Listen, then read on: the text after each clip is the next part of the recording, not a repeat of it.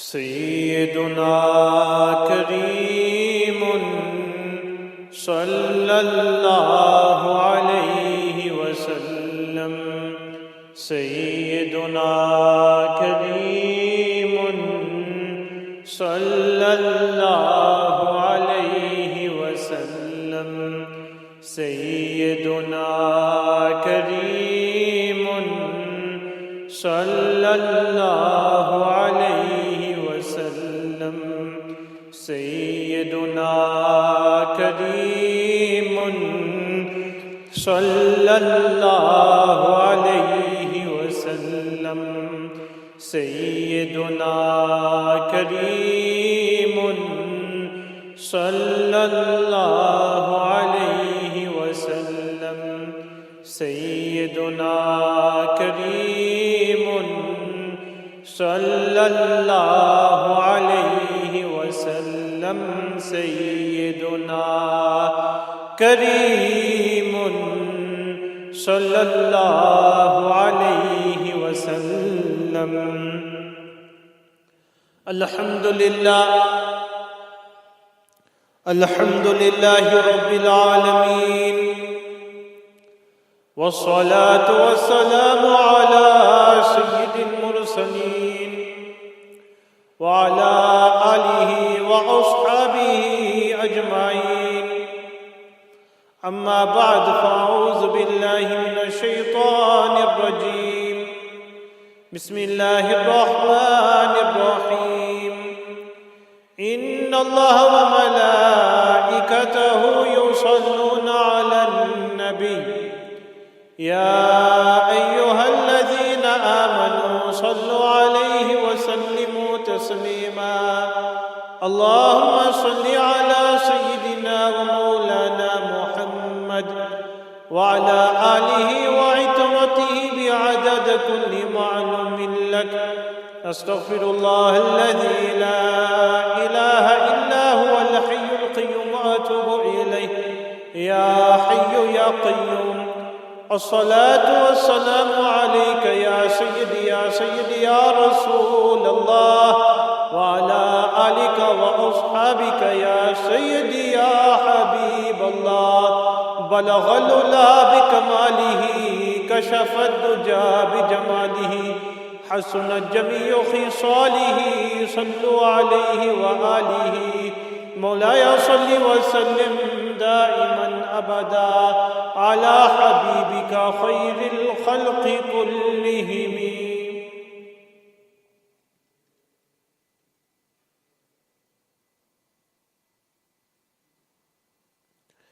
Bismillahirrahmanirrahim. Respected brothers, elders, I greet you with the greetings of Jannah. Assalamu alaikum wa rahmatullahi wa barakatuh. Alhamdulillah, we do shukr to Allah Azza wa Jal. Hamd to Bari Ta'ala that He has given us the opportunity to come to the masjid today on Yawmul Jumu'ah, the blessed day of Friday, the Eid of the week, the day when Hazrat Adam alayhi salam was created, the day when the Yawmul Qiyamah will happen.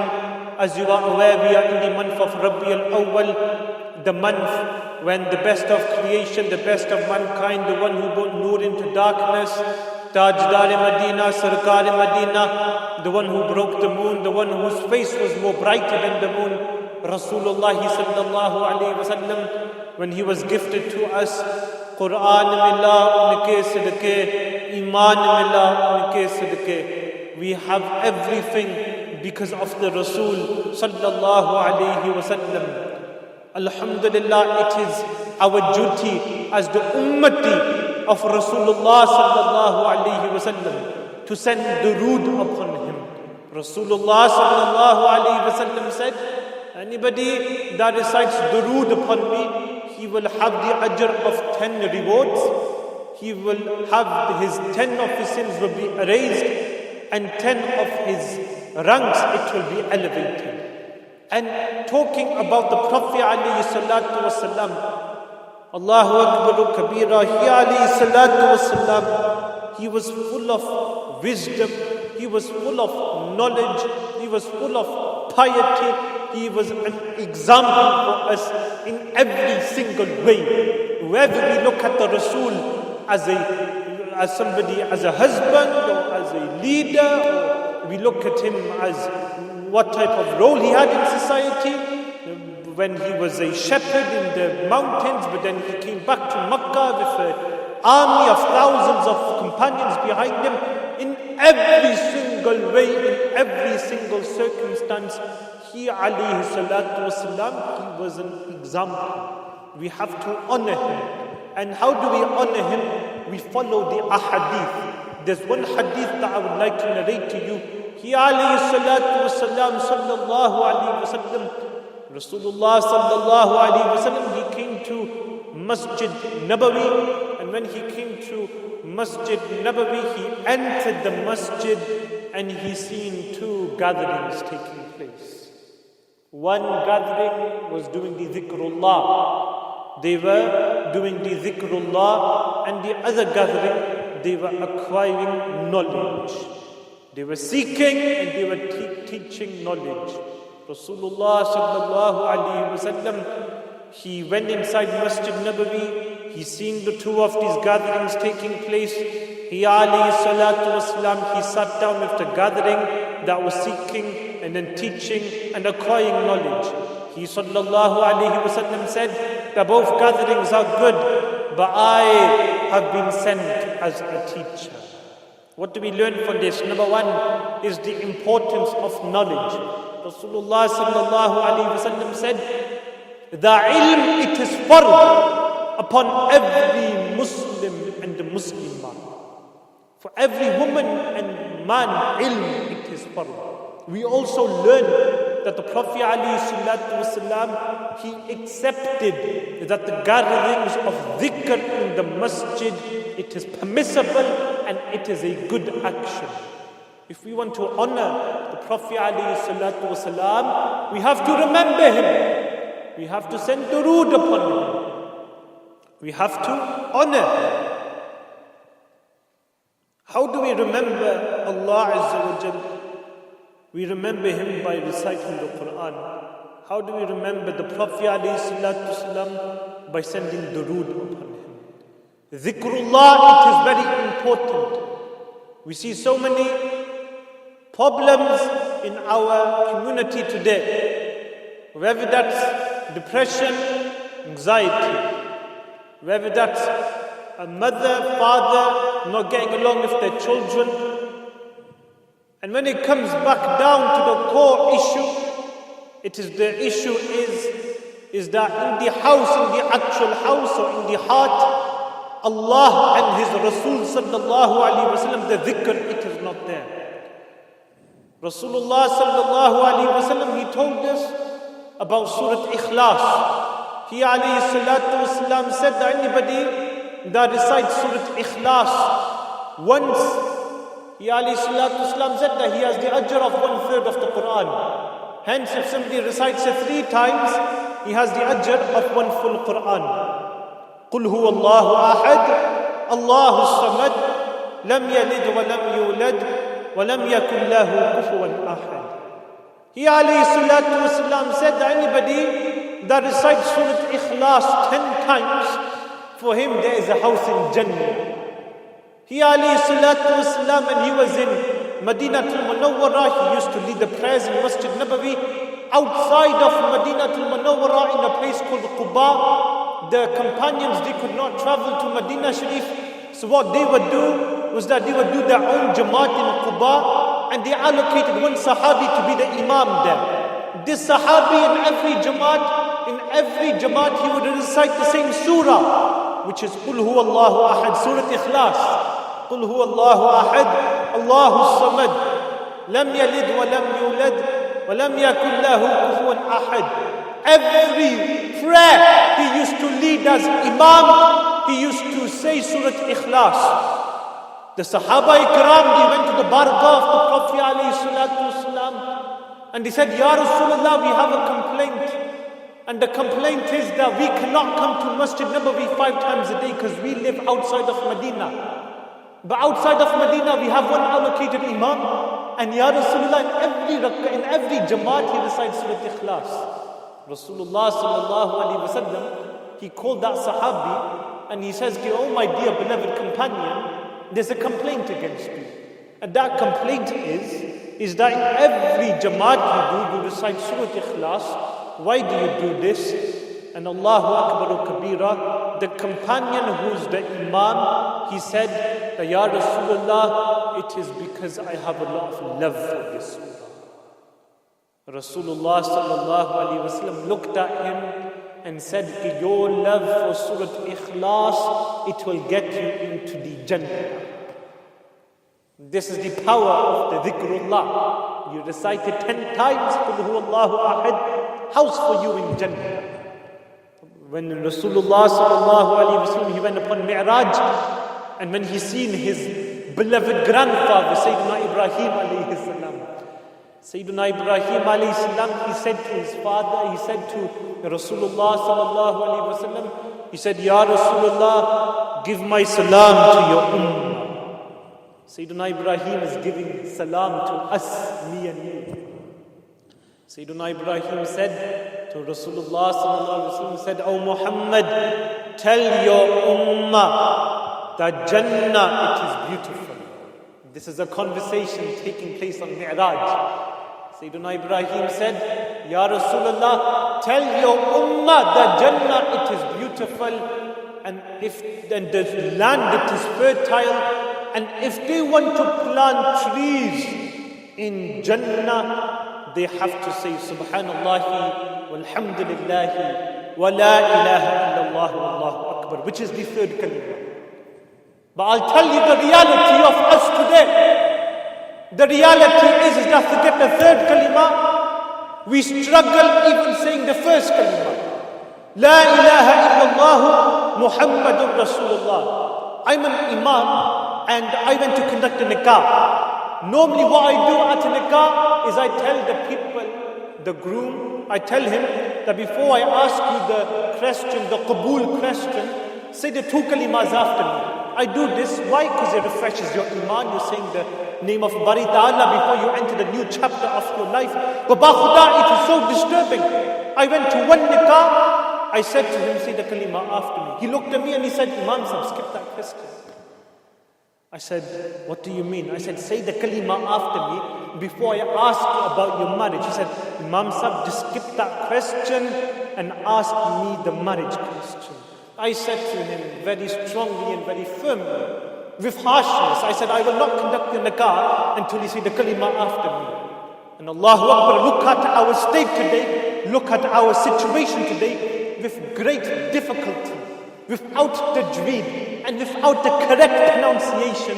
He said, La ilaha illallah, Muhammadur Rasulullah. It was as if after many years, he said the first kalima.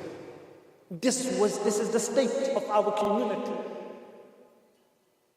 قال النبي صلى الله عليه وسلم من قال لا إله إلا الله فقد دخل جنة. Rasulullah صلى الله عليه وسلم said, whoever says لا إله إلا الله, he will enter the Jannah. But the reality is that we can say La ilaha illallah, but we do not believe it. But now we've come to that state that we can't even say La ilaha illallah. The dhikrullah has to always be upon our tongues. We see it so many times that people, they go over the speed limit on the motorway. Bang, they have a car crash, they're grasping for their life. They were listening to the devil's music. They never read their namaz. They should have stopped at a service station. They should have read their 2 for Zuhr Qasr namaz. They were racing with their boys, with their friends. Bang, car crash. They're lying down, they're grasping for their life. You tell me they're listening to the devil's music. They've missed their namaz. They never do the dhikrullah. You tell me, is it easy for the kalima to go upon their tongues? It's not easy.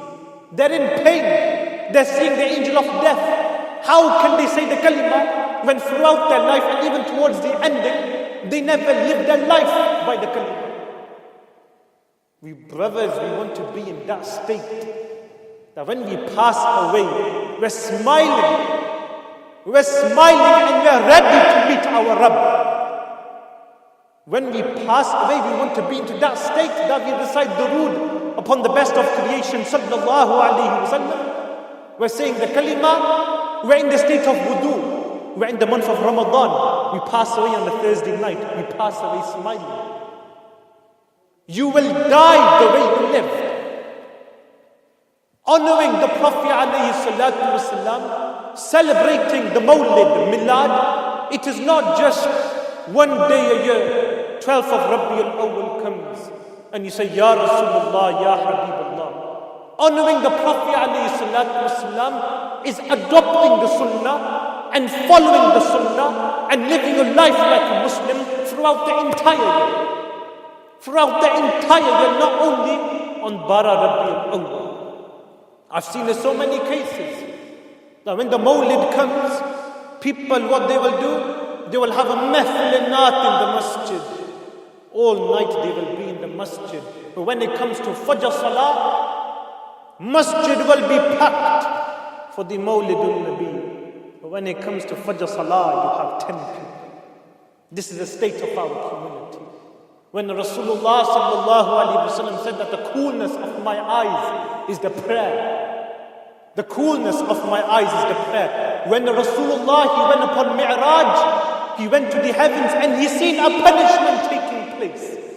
He seen that the people, their heads, they were being crushed, they were being formed again. They were being crushed, they were being formed again. They were being crushed, they were being formed again. He alayhi salatu wasalam, he asked Jibreel, he said, Oh Jibreel, who are these people that are being punished, their heads, they are being crushed and formed again? Who are these people?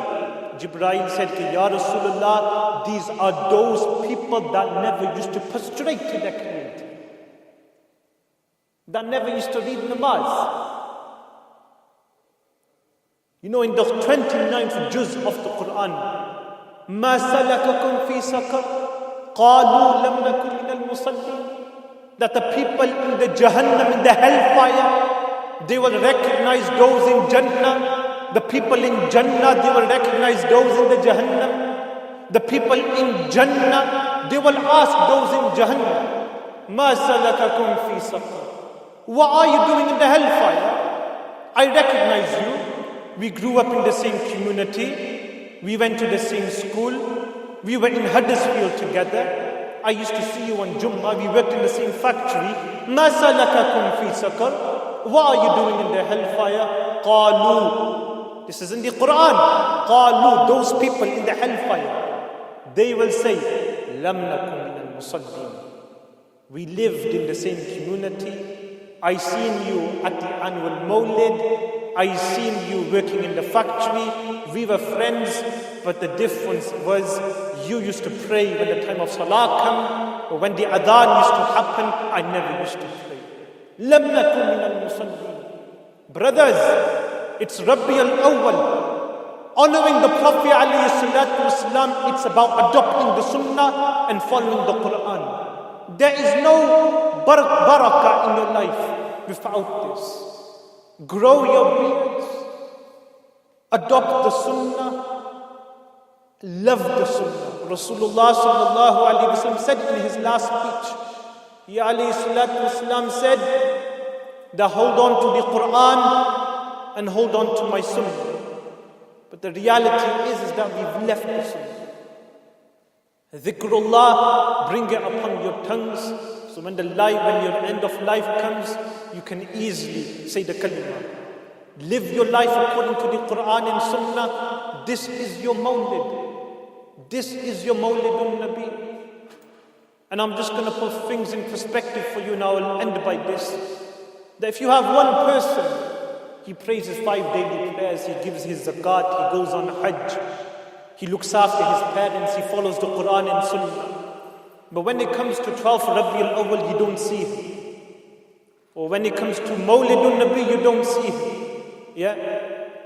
Then you have the other person, he doesn't pray, he doesn't give zakat, he doesn't follow the Quran and Sunnah.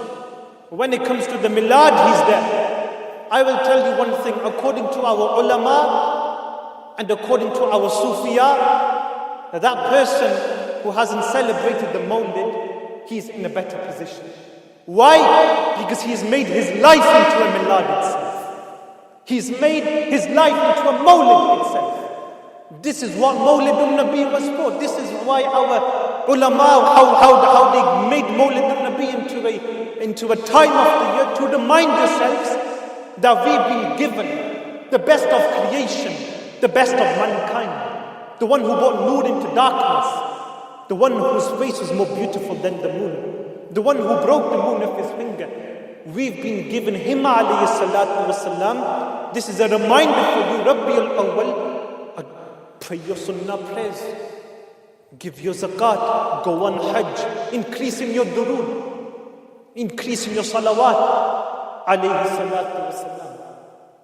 Mawlidun Nabi, Rabbi al-Awwal, this is a time for us to now put things right, to now start praying 5 times a day, the Hajj prayer, to ask for forgiveness from Allah, to ask forgiveness from your mother and father.